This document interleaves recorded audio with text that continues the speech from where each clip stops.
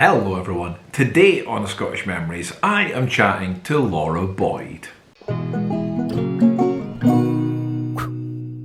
So how are you all? Hope you are all happy and healthy and safe out there wherever you are. Just before we get started, if you haven't already, please remember, hit that like button, leave a comment, subscribe if you haven't already, either on YouTube or on podcast if you're out there listening on Podcasty World.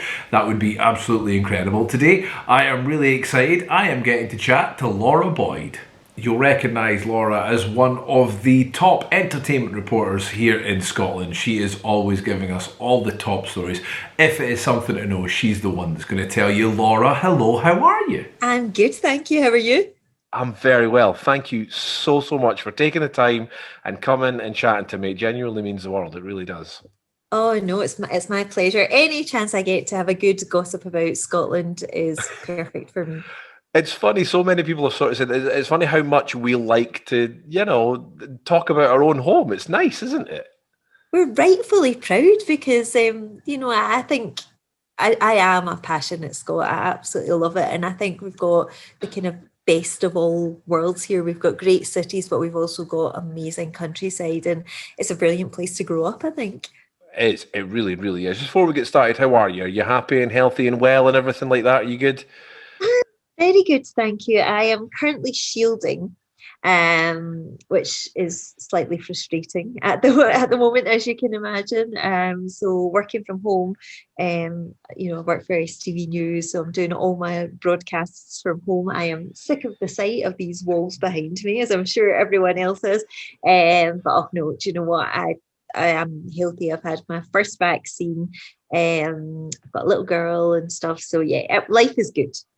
It did, yeah. My mum and dad have had their first vaccines now, and there's a sense of relief as soon as they've had that first jag. I'm like that because both of them are in their 70s, so they've essentially been shielded, and it's like that's nice. I can relax a little bit, so it must be nice to have that.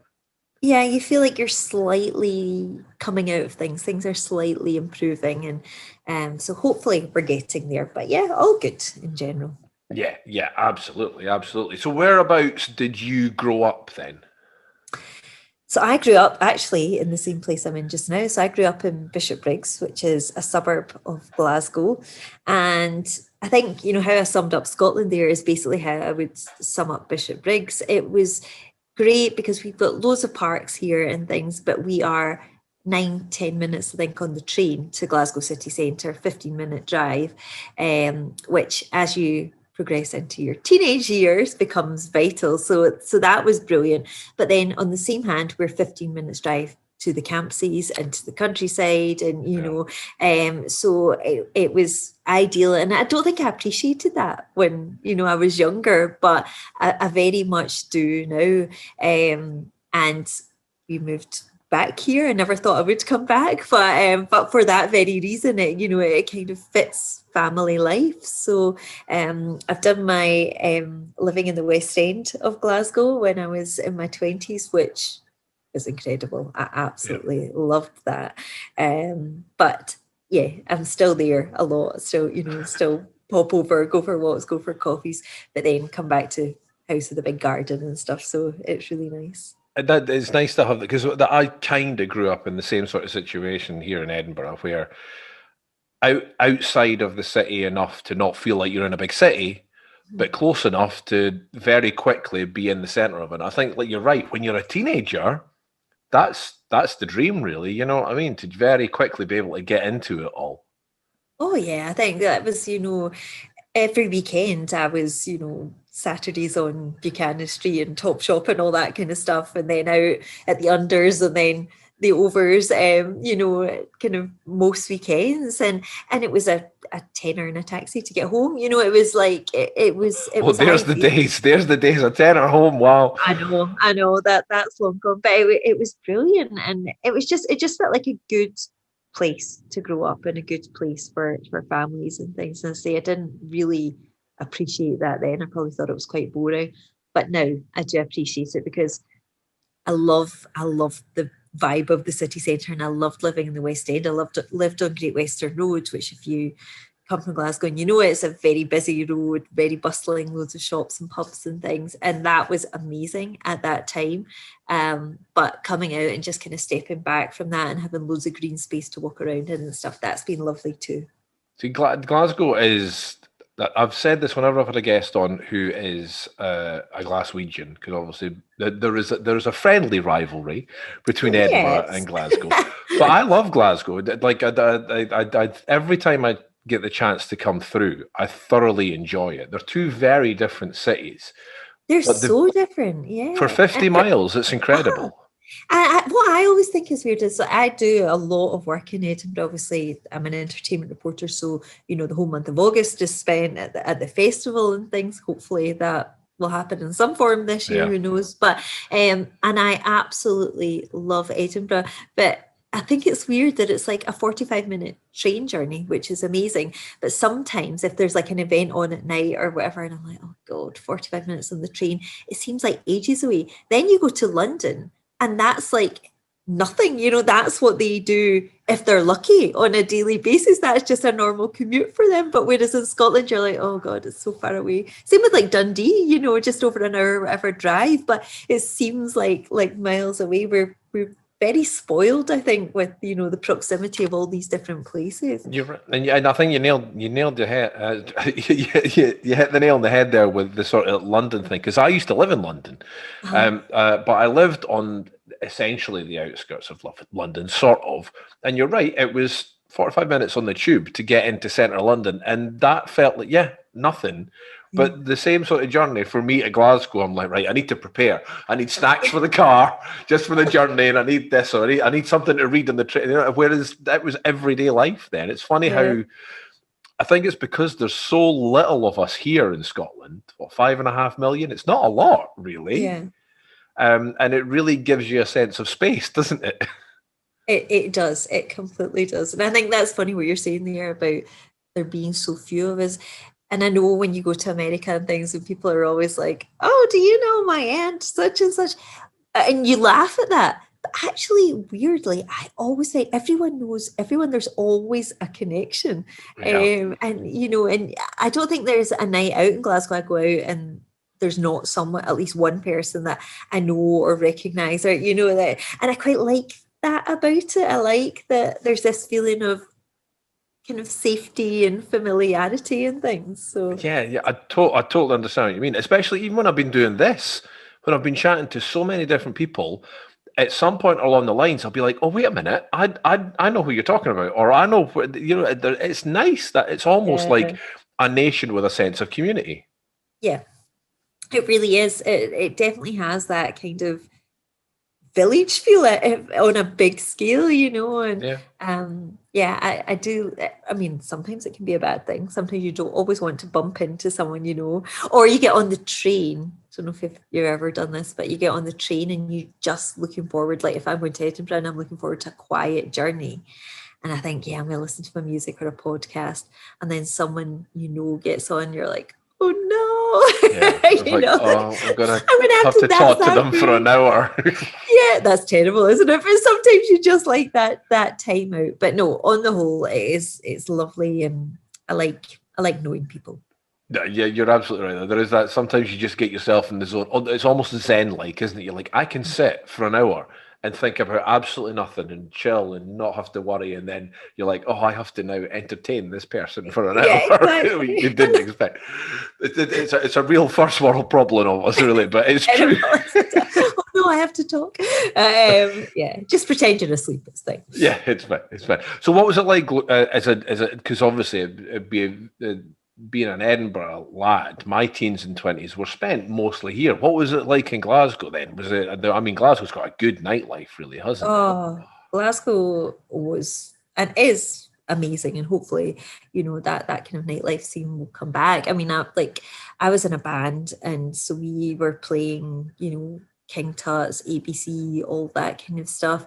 And there was this real kind of brilliant vibe around pubs like Nice and Sleazy's and things on, Sucky Hall Street. And it was all people that were in bands or into music and things that were there.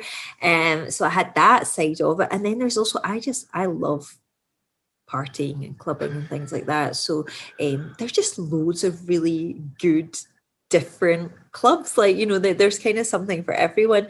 And yeah, I absolutely loved it. And I still, you know, I mean, if we were in normal times, even at this age, I would still be going out of a weekend, you know, when I could, and staying out till 3 in the morning or whatever. I just don't want the party to stop. But it's great, and there's so many kind of different places. And I think now you've got like the likes of SWG3, which is really cool. It puts on a lot of alternative nights, a lot of kind of warehouse nights. When I was growing up, the Archies was in full swing. So we had the likes of Death Disco and things. These were club nights that were like famous throughout the world, you know, and anything went. And, you know, and I like to dress up and stuff like that. So there was like loads of people in wild clothes. We had Club Noir, which was a kind of burlesque club, which was great fun as well. It was just, yeah, there was a lot going on, and it was such a fun place to be. I think as well, you guys now, as opposed to here, I've managed to hold on to your live music a bit more than us, because it feels like at this side, live music events are getting shut down left, right, and centre before the pandemic, before everything was getting shut down. Yeah. But yeah, you guys seem to have kept that nightlife, that especially that live entertainment, way more than we have here. You've held on to it more, which is nice. I think so, and I think yeah, there is a real, I hate like, you know, a scene kind of thing, but there is a scene, and there's a lot of those people from bands, or, you know, or just fans of music and stuff, have kind of stuck together. And you know, there's a night that I love called Pretty Ugly, which happens downstairs in the Admiral Bar.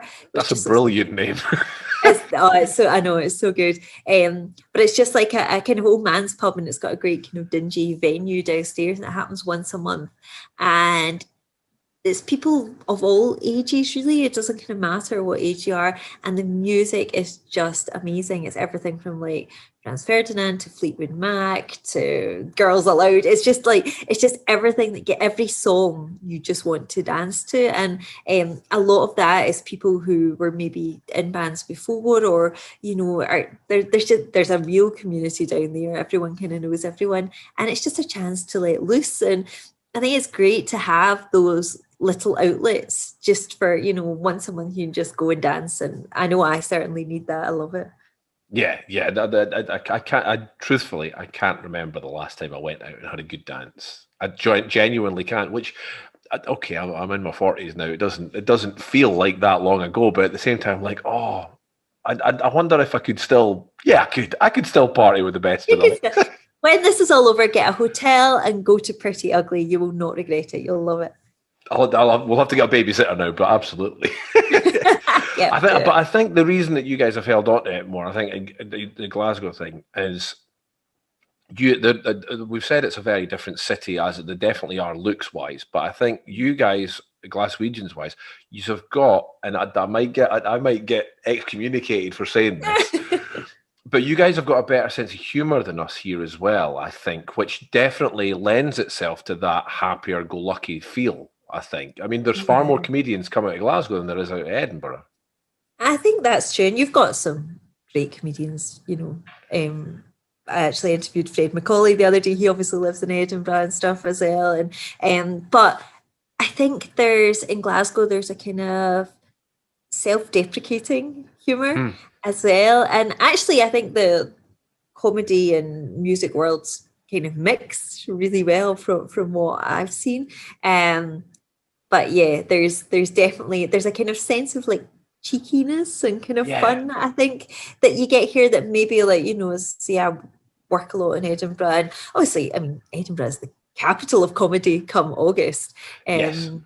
Which is fantastic. But here there's a different level of kind of boundary pushing, and, you know, I see that real kind of cheeky humour, and we quite like to laugh at ourselves. That's what I found anyway. I was watching remember the old Billy Connolly World Tour of Scotland that he did in the 90s, and I was watching it recently, and he did the episode on Glasgow, and I think he kind of talked about it. I think a lot of your sense of self from Glasgow comes from because the city was built on the Clyde. You know what I mean? Yeah. That sense of hard working, physical hard working thing has lent itself to, because when you work hard, you play hard. Yeah. You know what I mean? Yeah. And the humour keeps you going and things like that. And I think that's something that stayed with everyone in Glasgow, which is brilliant. It's nice that has became part of the people there.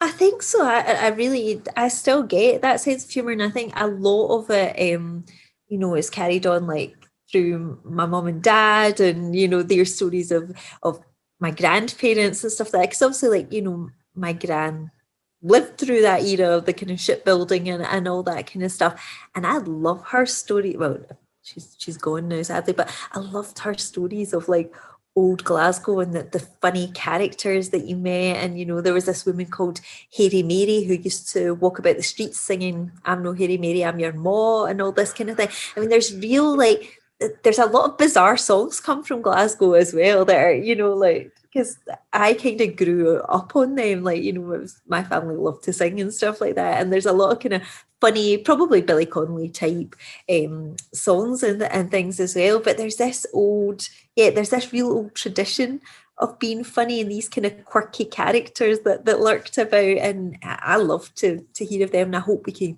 keep that alive for generations to come. Oh, yeah, I think it's a beautiful one. What, kind of going on to that as well, since you started talking to your family, growing up, getting out of Glasgow a bit, what were holidays like? Was it staycations? Did you get to explore Scotland as you were growing up? We did both. So we had amazing holidays in Portugal, Mallorca, Ibiza, all that kind of stuff, which was always lovely. And actually a lot of the time we went with, I've got a sister, my mum and dad, and then my aunt and uncle and 3 cousins. And I actually remember this hilarious time. And I think it must have been the 80s, late 80s, when shell suits were out. And, shell suits. The 9 of us went to Glasgow Airport. We must be going to Ibiza or something in shell suits, and we must have sounded hilarious and looked hilarious, but walking through Glasgow Airport like complete fire hazard. So that's a lasting memory. But we always went to really lovely places, give my mum and dad credit on that, like really gorgeous parts of these islands. However, we also did a lot of staycations. So we did like Millport, Arran, all these kind of places, which I've got such fond memories of. And we had a family caravan. My aunt and uncle had a caravan in Dundonald near Troon, and this caravan site that is literally like, I don't know, maybe 30 big static caravans, an outdoor swimming pool, an old monastery on the grounds, and enclosed by woods. And that for me will remain my favourite holiday place ever, because it was so safe. And as children, you were out from like 9 a.m. till midnight, just running around wild on this site where there was nothing. There wasn't like entertainment or anything like that. It wasn't like that. There was just loads of kids to play with and adventures to be had. And that remains like my favourite holiday, and we would go down to Troon Beach or Ayr Beach or whatever. And you're talking, 40 minutes down the road, but it was such a special time. And I remember like warm summers there and being in the outdoor pool, but also, cagoules and waterproofs and wellies as we do in Scotland, cycling around Millport absolutely drenched, but trying to make the most of it. And I think they are the most special memories I have of kind of growing up. I love things like that, though. I mean, it's something that, obviously, I mean, like I mentioned to you before we got started, we've got a little one. You've got a little one who's they're fairly close in age. What did you say, 15 months? Yeah. Only about 10 months between them there. And I do think that when we were kids, I was always out. I was always out playing and running about and on my bike. And there was a woods near us as I grew up as well. And I was never allowed in it, always went in it. But it was safe, I mean, there was no issues, and I hope that my little one gets to do that same sort of thing, because there was nothing better than just running and playing for hours. It did feel like you were literally out all day. You came in because you were forced to come in to have lunch and dinner, and then you were back out again. And I just have such fond memories of doing that. And like you, I really hope that we can give that to Penelope, you know, and even as an adult, you know, I've been lucky enough to go to loads of New York, Barbados, Mexico, all these places. Amazing, amazing times. But I still love nothing better than, you know, going to like a little cabin in the middle of, you know, next to a loch or whatever in Scotland and exploring there. Oh, it sounds a bit kind of airy-fairy, but I think there is something quite magical about Scotland. And when you are, you know, when it's a beautiful day and you are next to a loch or something like that, I don't think you can beat it. And for mental health purposes, I think, you know, particularly in these times, and obviously we can't travel to them at the moment, but that is what I'm really craving, is getting out and going down by the water and just going for a walk and just taking all that in. I think we are so lucky to have that, you know, half an hour's drive away or whatever. But there's something really special and really quite therapeutic about it. I couldn't agree more. It's funny. It's funny with all this going on. Me and my wife and Lily and our little one, the two dogs, we've essentially been in the house for a year almost. Well, Lillian's only been here for 6 months, but she was here the first 6 months as well, kind of anyway. But it's funny now that we're obviously looking forward to seeing family and friends and all of that, but we're already saying, oh, you know, it'd be nice if we get to like October or something and we could get a cabin up by a loch somewhere and ironically go and spend it just us again, you know what I mean? And just explore the place and have fun. It's funny how you're right. It's just the scenery can feel like it recharges you sometimes.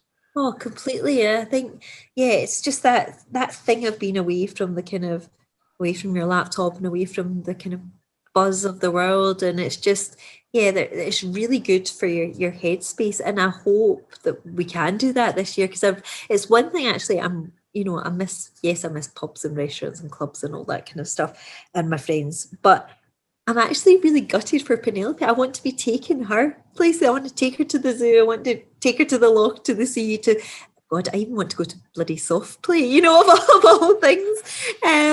It's these things that I'm missing, like, you know, doing with her. So yeah, I can't wait until we can actually escape it and take her somewhere nice and just show her all that. It'll be pretty special, I think. I know exactly. And we've obviously, Lillian's not really seen any other children. Yeah. At all. And my wife took her for our second round of inoculations a little while ago. And apparently she was in the waiting room and there was another lady with her child waiting to get their inoculation as well.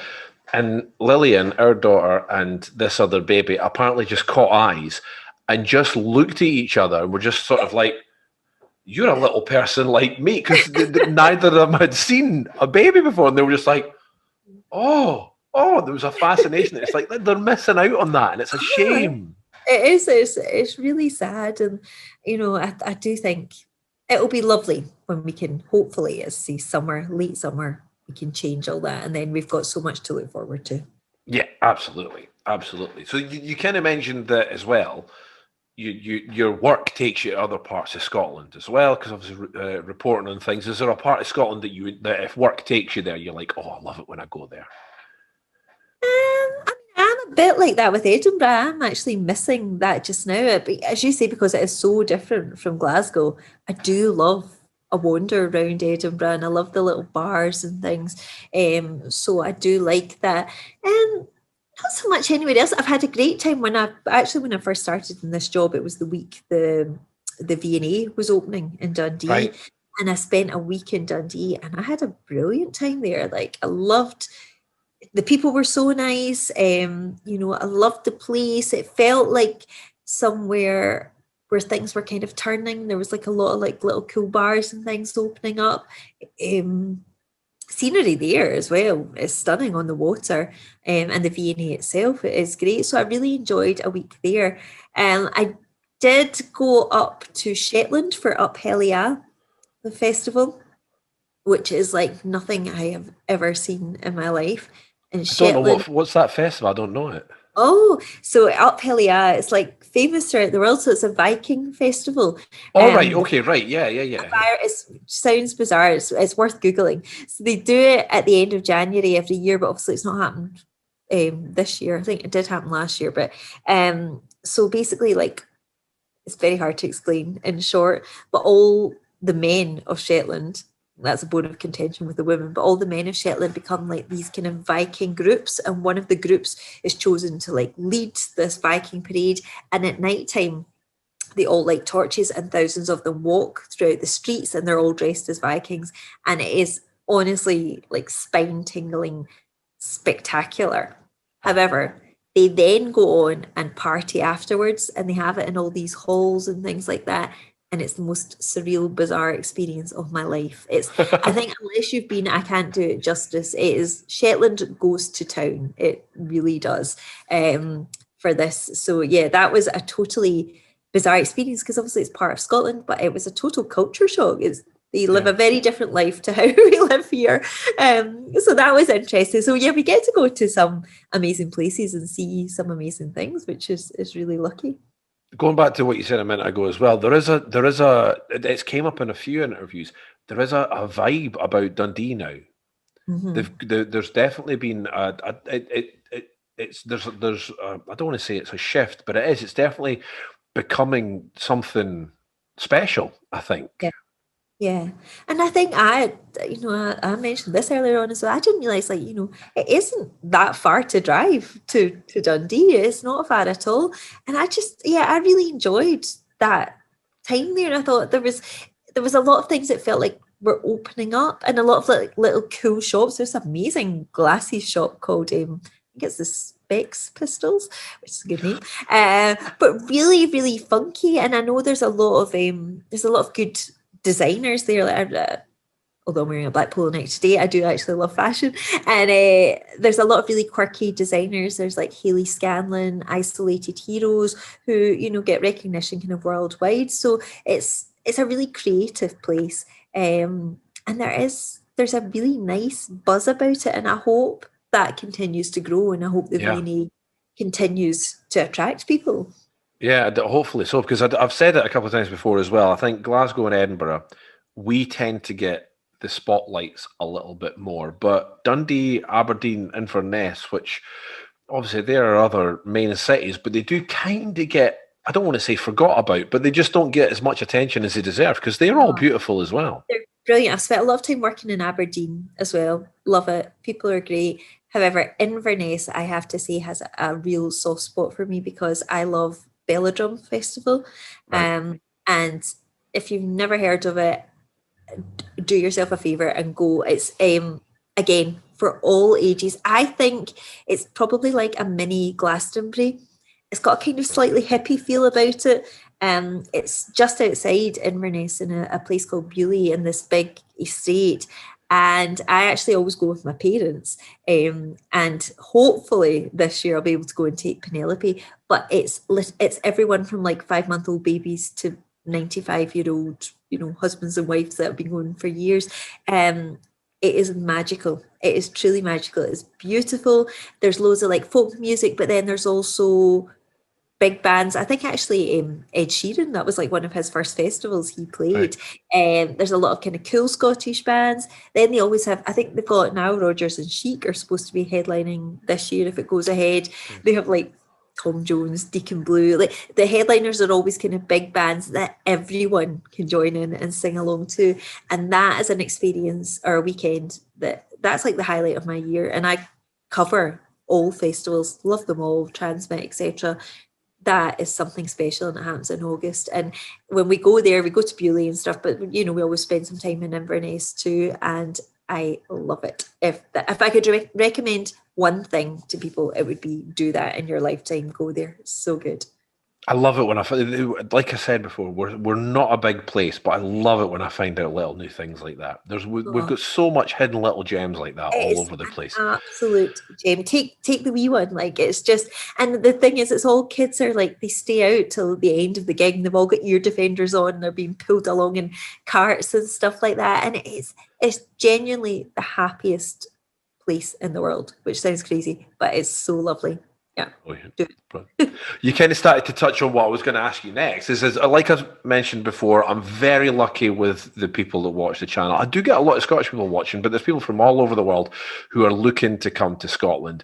Unfortunately, a lot of them have reached out and said they've had to cancel a few times recently and rebook. But for anyone coming over, what would be your top tips if they're going to come over to Scotland? Oh gosh, Well, if you can, go to Belladrum Festival. I think because, as we were saying, like, it is a great place to travel around. So, make sure you take in all the big cities, but also go off the beaten track as well. And it's not Route 66, but obviously you can do that. The West Coast 500. So. West Coast 500, yeah. And I've never done it. I do want to do it, but I've heard there's loads of like little hidden gems. And I love that about the countryside, is all the kind of little cozy pubs and things, and really cute hotels you can find, and some amazing food as well. So my recommendation would be, if you can do it, make sure you take in, Glasgow, Edinburgh, Dundee, Aberdeen, etc., but also go off the beaten track and discover like some little amazing places. I love like Balmaha's beautiful. It's not that far from Scotland, from Glasgow, but it's got a really lovely pub called the Oak Tree Inn as well, which is always packed, but it does brilliant food, and you get just amazing stories from people, I think, in these pubs as well, from the locals. It's just incredible. And there's another one, it'll come back to me, the name of this hotel, but again, it's in the middle of nowhere. I think it's up near Glencoe, and at night time it's the Clahaig Inn. Actually, it's worth googling. It's like in the middle of the mountains, absolutely beautiful. And at night time, it's just full of walkers and skiers and all this kind of thing, playing music, sitting by the open fire. And I think it's those things that are really special and will give you a true taste of Scotland. But come, it's an amazing place, and there really is something for everyone. You're not wrong. You're not wrong there at all. I'm going to finish off with what I like to call difficult questions for us Scots. And I will say before we get started as well, you can translate any of these to vegetarian questions if you're vegetarian, because sometimes I have asked and people going, "Oh, I'm vegetarian," but so that'll give you a hint at the kind of stuff I'm going to ask you now. Okay. Shortbread or tablet? Shortbread. That was decisive. Yeah, I like a tiny bit of tablet, but it's too much sugar for me. Yeah, shortbread. I love like shortbread, and this is really disgusting, but if you kind of soak on it, it's got a kind of milky taste. Yes. And it's good for dipping in your tea. Yeah, shortbread all the time. Shortbread and a cup of tea, you cannot go wrong. Perfect. Oh, I'm going to have that after this. My wife gives me a roll all the time because I'm a bit of a tea addict. I love a cup of tea. I am addicted. I could have tea in a drip. Yeah, I could. Suit me the same, because I don't like coffee, and I get what I call coffee envy, because you know how they get all these frappuccinos and chocolate. I'm like, oh, they all look so good, but I don't like coffee. If we get tea and those sort of things, it'd be amazing. But a good cup of tea, milk and two, I'm fine. That's a bit shortbread. Iron brew or whiskey? Iron brew. I found a real love of Iron brew again, like this past lockdown year. I'm not sure why. I've always liked it. Actually, it always reminded me, we were never allowed it as children, really. And I too much sugar. Too much sugar. It made my sister hyper. She was just naughty. But my gran always had a glass bottle of Iron brew, and she would give us it, and that was like a real treat. But yeah, I love it. It's for a hangover, you cannot beat it. It's amazing. Whiskey is like coffee for me. I wish I liked it. I love the bottles. I love the idea of savouring it. Maybe I need to get more into it and kind of tune my palate into it. But I like the look of it when people are drinking it. But yeah, I've had that a lot. It is a 50-50 split with the whiskey when I've asked people. Some people absolutely adore it, but I think it's an acquired taste. I think there's no better description of it, and you have to learn to like it, I think. Yeah. I think I'll make that my goal. I do, because I would love to go and order a Macallan or whatever, but right now it would be wasted on me. Yeah. Square sausage or black pudding? Oh, but I love food. So I would have both, ideally, in a crispy Morton's roll. But I will go square sausage. Love it. Cannot beat it. I was chatting to Barbara Dixon, and when I gave her this question, she almost jumped out her seat about how excited she was about square sausages.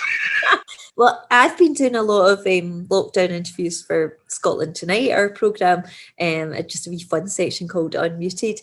And that is the thing. So I think it was John Barrowman, Sylvester McCoy, and David Carlisle, who's in It's a Sin, and they all obviously don't live in Scotland anymore. And square sausage was the thing they said they all were dying to get back to. Yeah. I chatted to Sylvester McCoy as well, and he was hysterical. He's a proper character. It was such a good interview. But yeah, he was. It's square sausage is something that it's innately Scottish as well, I think. Yeah. I think people. I don't think people would understand why we've got it square, but it's lovely. It's good. It's good. Yeah. Don't mess with it. It's good as is. Haggis, neeps and tatties, or mince and tatties? Oh, haggis, neeps and tatties. Oh, proper traditional, guys. Yeah, I do love a haggis, neeps and tatties. And I actually, when you mentioned veggie earlier on, I actually quite like veggie haggis, although, I would take the meat one over it. But if I'm trying to be healthy, then a veggie one is quite nice. But no, I'm actually not too big on the tatties. I prefer a big dollop of neeps and a tiny bit of tatties. Mince and tatties is fine, but yeah, haggis any day. I think haggis, neeps and tatties has got it for me as well. I mean, whenever I've spoke to anyone about this, mince and tatties is something your mum made. Yes. But yeah, I think haggis, neeps and tatties is the three. I like to mix it. I properly like to mix it together. I do like. I think yeah. mince and tatties I'm slightly put off with because on the mixing front, this is disgusting, but my dad still does this to this day. Mixes his to an absolute pulp, then put baked beans and and brown sauce actually on top. Baked beans, brown sauce, and mixes it all, and it looks like a dog's dinner. It's disgusting. That's kind of put me off mince and tatties. Now, I have said to a few people that mince and tatties is something that you can't make a recipe to because everyone's mum makes it differently. Yeah. Yep. I have never heard anything like that in any. Disgusting, isn't it? I know it is disgusting. He's quite vile with food. But my gran used to make it, and I think she must have added 10 tons of salt, but it was so good. Hers was great. Not healthy at all, but tasted good. These questions aren't about being healthy. This is about properly being Scottish. Last but by no means least, Tunnock's tea cake or caramel wafer?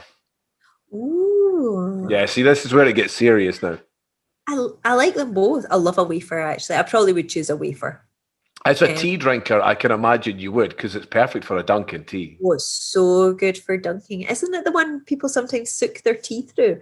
Yeah. So, yeah, I mean, I would dunk anything. I'm like, I'm terrible. Anything goes in my tea. I could eat a whole pack. This is my real downfall. A whole pack of, like, Maynard's cookies, like the long cheapest chip things. If I dip them in tea, I can eat them like they're going out of fashion. It's terrible. I'm like that with chocolate digestives. I could get through a pack of chocolate digestives and a cup of tea, no problem. I'm the same. It's terrible. It's really bad. But yeah, I would go for Tunnock's wafer, and I think I actually had Tunnock's wafers at my wedding. I'm sure we had boxes of them. But, and I do like a tea cake. I have to bite the top of it off and leave the biscuity bit and then eat that. I'm quite particular. See, that's what I love. It's one of those things, tea cakes, that everyone's got a different way of eating them. Yeah. It's I quite enjoy it like that, like bite the mallowy bit off. But yeah, I'm up for both. Anything Tunnock's is good in my eyes. Yeah. In fact, I have a Tunnock's tea cake cushion. Lovely. Laura, this has been absolutely brilliant. Thank you so much for sharing your time and come on and chat. And I've had a great time with you. Thank you so much. Oh, me too. Thank you so much. And yeah, to anyone watching, come visit us. We'd love to have you. That was lovely. Laura was absolutely lovely to chat to. She was so friendly and it's so nice to get to find comparisons in a strange way between Glasgow and Edinburgh, how they are so different but at the same time can be very, very similar. So it was lovely to have a chat with her. If you enjoyed that, Laura as well, Laura, thank you so much for joining. If you enjoyed that, please remember, hit that like button, hit that subscribe button, but keep yourself safe out there. Till next time, bye humans.